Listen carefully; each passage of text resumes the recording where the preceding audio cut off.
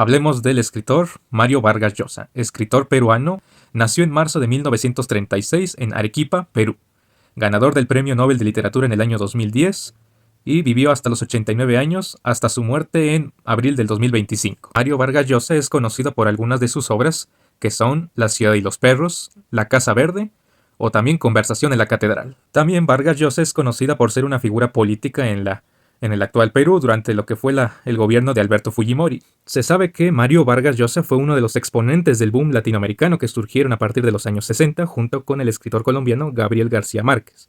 En este evento literario nos remonta que es un boom donde se hace una gran mezcla entre el realismo mágico y la ficción literaria o la ficción histórica que hace como la creación de eventos ficticios basados en hechos reales de la historia. Y un ejemplo claro es una de las obras de Mario Vargas Llosa, que es La verdad de las mentiras, publicado en 1990. Esta obra, La verdad de las mentiras, publicada en 1990, es un recopilatorio de un análisis de algunos escritores descendientes del siglo XX, en lo que muestran algunas expresiones o cuentos basados en lo que fueron los hechos de aquellos tiempos, dependiendo de los cuentos. Por ejemplo, uno de los cuentos más conocidos en el recopilatorio es el de los dublineses, de James Joyce, publicado en 1914. En este cuento nos quiere dar una descripción de lo que era aquella ciudad de Dublín, en Irlanda, en lo que fue en la etapa de la Primera Guerra Mundial. En aquel momento, Dublín y parte de Irlanda eran dominados por el Imperio Británico. Uno de los fragmentos que me llamó la atención sobre los dublineses en el libro de Vargas Llosa es uno que aparece aquí.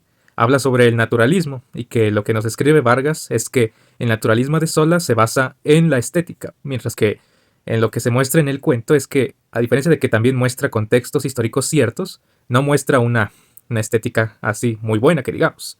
Es más un hecho de así cuestiones sociales y morales, así como una especie de estancamiento. Y que lo que nos da a entender esto es que el naturalismo no tiene que tener una imagen así estética, así muy limpia y todo eso, sino que intenta más reflejar los acontecimientos y lo que es la moral de la sociedad, así como se mostró que estaba en una moral muy paralizada con retrocesos en cuestiones de valores y todo eso. O sea, eso no nos quiere decir el naturalismo con una estética buena, sino mostrar lo que es verdaderamente el naturalismo. Igual otro fragmento que me llamó la atención es este de aquí sobre el libro, más bien el cuento del Gran Gatsby de F. Scott Fitzgerald, publicado en 1922. Lo que nos cuenta con la explicación de Vargas Llosa es que nos cuenta que en lo que fue la época de F. Scott Fitzgerald, que fue en la época de los años 20 en Estados Unidos, mostraba una era donde las ciudades se enriquecían, pero a la vez mostraba que uno de los personajes de esta novela era un pobre. El contexto es que nos cuenta cómo es que a veces la sociedad no todos gozan de grandes lujos a pesar de vivir en grandes ciudades. Y a la vez estos también nos muestran algunas cosas que han ocurrido en estos tiempos, como la famosa resistencia al cambio ante el inminente cambio de una ciudad que se vuelve rica, los excesos y un montón de problemas, la decadencia de la sociedad desde tiempos inconmensurables y que en términos relativos nos siguen arrastrándonos a nuestros días.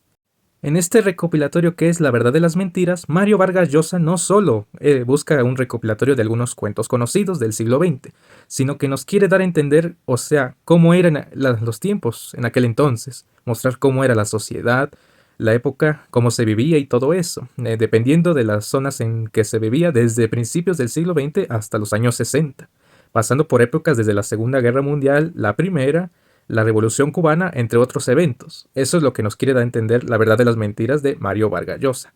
No solo recopilar, sino entender la sociedad y mostrar también cómo eran los valores comparados con lo que son actualmente.